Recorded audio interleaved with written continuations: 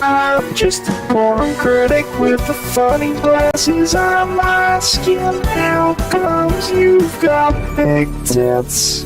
Hello, Porn Critic here. Right, today we're going to do something a little bit different.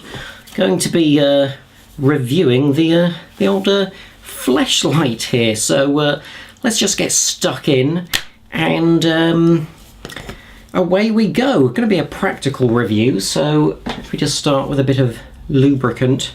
Apparently you just sort of dip it around the edge and in the middle, really get it in there. Here we go. I'll do this. Greetings, weak, pathetic fools. I am your soon-to-be ruler, the Alpha Anti-Hero.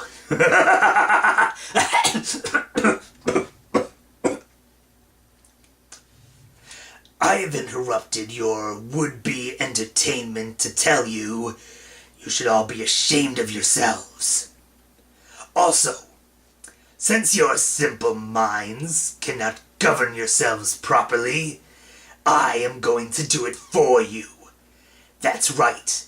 My goal is to take over the world. Of course.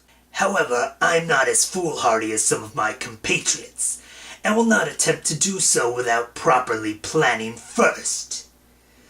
I am going to study this planet's so-called heroes, find their weaknesses, and then crush them.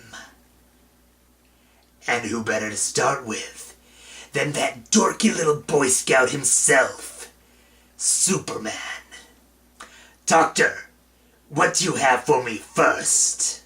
What else but the original 1978 classic? Excellent. I give you Superman.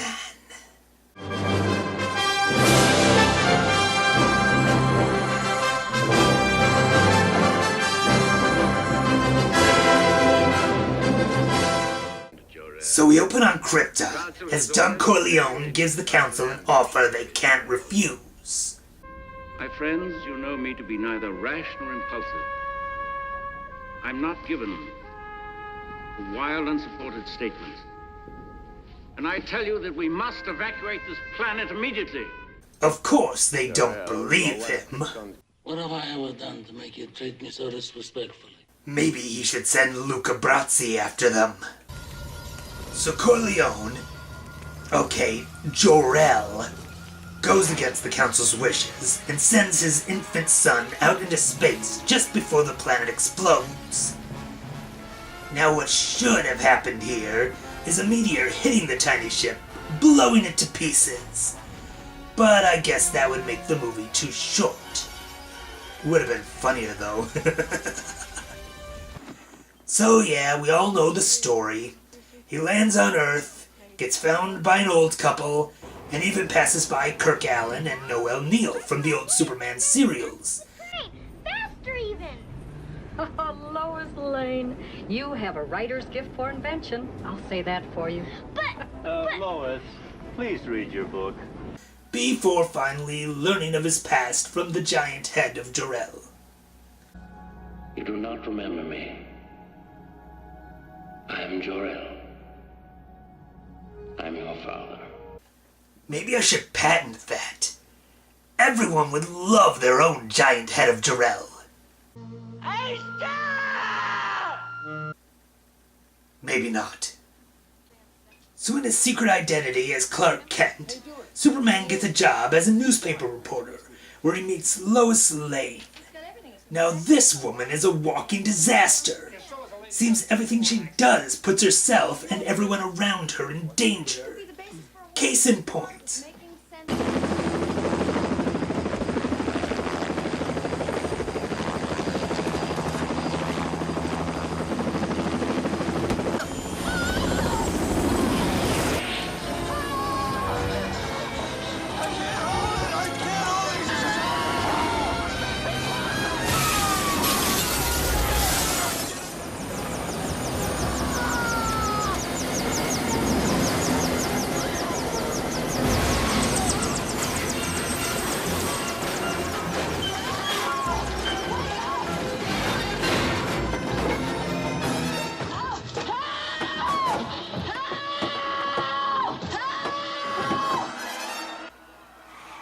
She's a menace. I say let her fall. But of course, our hero can't do that. And he flies up to save her, showing off the whole time.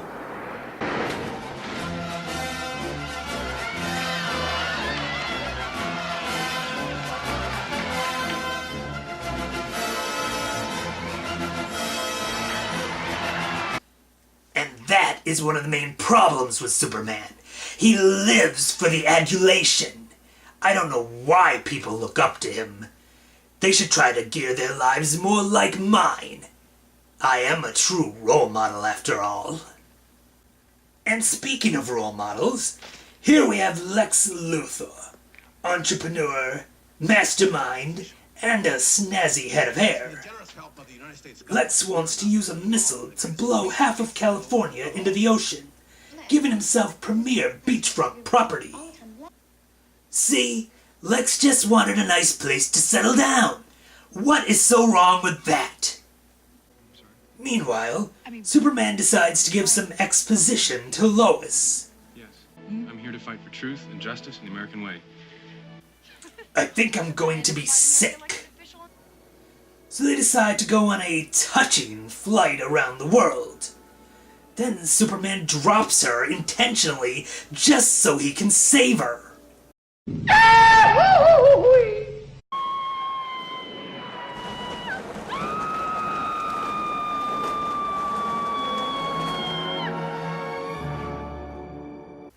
Seriously, and people call me a villain? This guy is horrible. Personally, I would have just dropped her, saving the world from her accident-causing ways.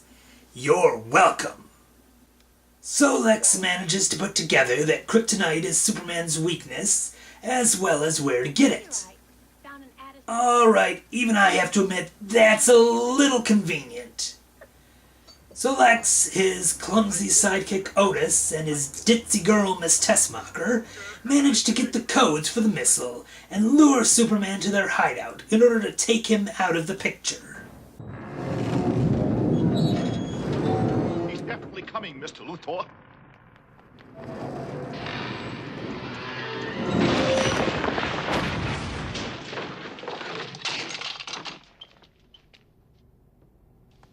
It's open. Come in. Ah, you gotta love a guy with a witty retort. So Lex explains his plan to Superman, who of course has no eye for vision. You diseased maniac. The big blue dope then walks right into the trap, getting taken down by the kryptonite. It's kryptonite, Superman. Little souvenir for the old hometown. I've spared no expense to make you feel right at home. All seems well until Miss Tessmacher has to save him.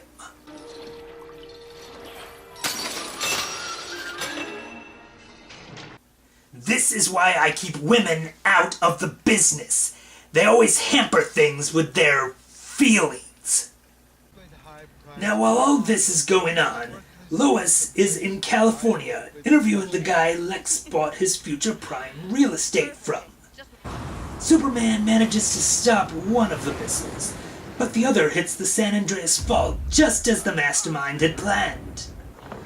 Blue Boy manages to stop California from sinking, but in the meantime, Lois is killed.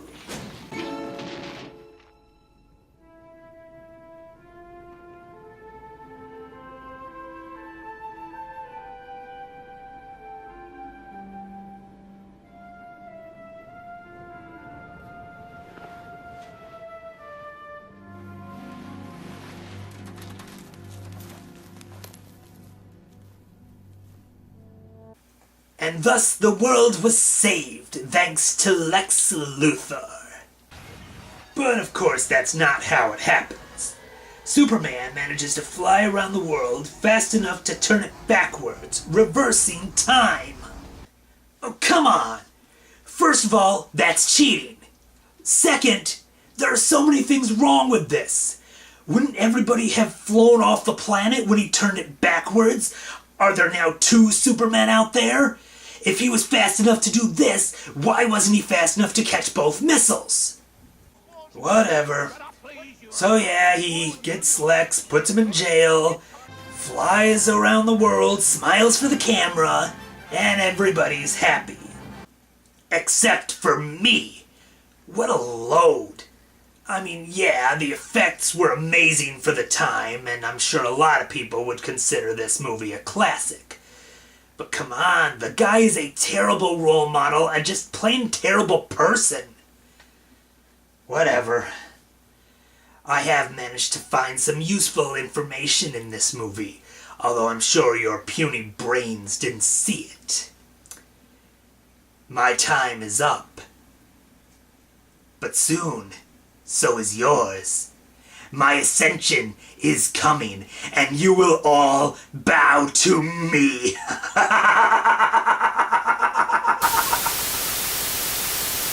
Pretty much it. I'm just left with a feeling of guilt, shame, and intense worry that someone overheard my moans. So when you're finished, just to wash it, I think you open up. Oh, Jesus. Oh, that's wet. That is liquidy, actually. That is very... It's warm, though. It's very warm. Very sticky. Did something happen? Never mind. I'm the Porn Critic. See you next week where I will. Oh, I watch some porn or something. I'm just a porn critic with the funny glasses on my skin. How comes you've got big tits?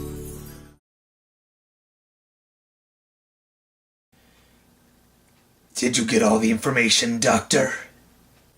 Of course! Are you planning on making your move on Superman now? Not yet. I have a feeling there's more information I can learn about... Do you have to dress like that? What do you mean? The outfit, the mannerisms, it's clear you're ripping off Dr. Insano. Nonsense!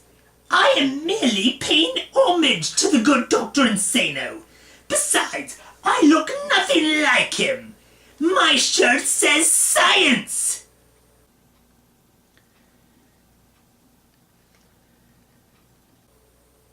What? Never mind. What do you have for me next? I have some information about a family of superheroes.